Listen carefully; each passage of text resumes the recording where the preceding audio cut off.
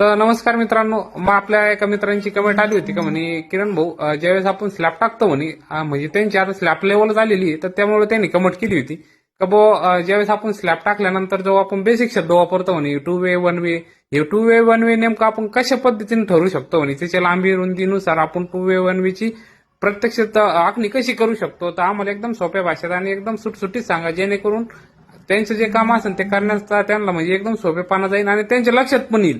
तर आज आपल्यासोबत राहुल मिस्त्री आपल्याला एकदम सोप्या भाषेत सांगणार आहे की 1 वे स्लॅब कशावरून ठरला जातो आणि 2 वे स्लॅब कशावरून ठरला जातो आणि ते ठरवण्याचं एक प्रमाण असतं. तर ते प्रमाण कसं आहे तर ते राहुल मिस्त्री आपल्याला एकदम सोप्या भाषेत सांगणार. राहुल मिस्त्री नमस्कार. नमस्कार.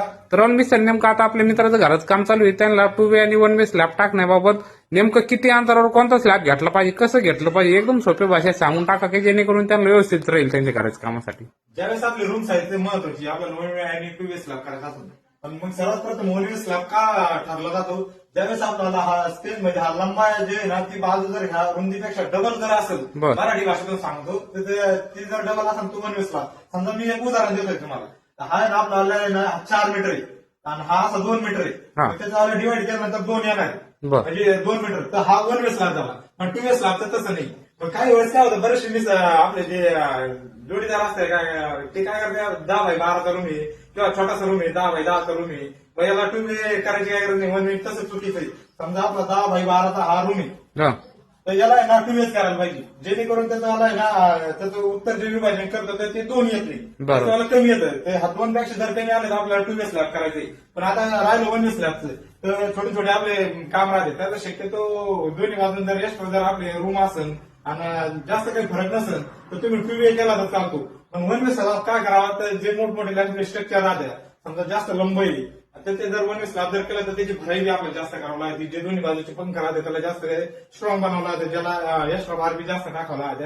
ह्या पद्धतीने आपलं 1 वे स्लॅब करावं लागतो. पण 2 वे स्लॅबला चारही बाजूने आपले बेड येतात, तर ते जर केलं तर तो बी मजबूत आहे, हा बी मजबूत आहे, तसं काही नाही. पण ज्यावेळेस आपण 1 वे स्लॅब पाहतो तर हा लंबा असल्यामुळे आपण मजबूत जर लोड टाकला, हा जे जवळची बाजू ना तिथेच तो लोड जाणार आहे, तर ते लांब येणार नाही, त्यासाठी तो 1 वे करावा लागतो आपल्याला. पण तसं 2 वे स्लॅबचं नाही, तो आहे ना आयतमध्ये असतो, तर त्यामुळे त्याला जर आपण चारही बाजूने बेड मारले तर त्याचा चौकट सारखं लोड जाणार आहे, जेणेकरून आपलं काम मजबूत होणार आहे आणि टिकाऊ होणार आहे. बरोबर आहे, ठीक आहे राहुल मिस्त्री एकदम जर एक असं अजून एखादी 2 रूम साईज सांगा की जेणेकरून 1 वे साठी ती रूम साईज चांगली राहील किंवा 2 वे साठी ही रूम साईज चांगली राहील.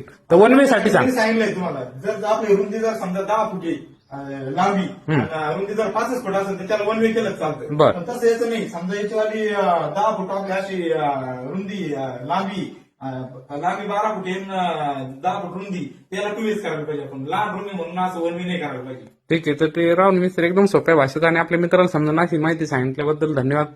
आणि आपल्या मित्राला पण माहिती कशी वाटली त्यांनी पण कमेंटद्वारे आपल्याला सांगायची आणि व्हिडिओ कसा वाटला ते पण सांगायचं मित्रांनो. धन्यवाद मित्रांनो.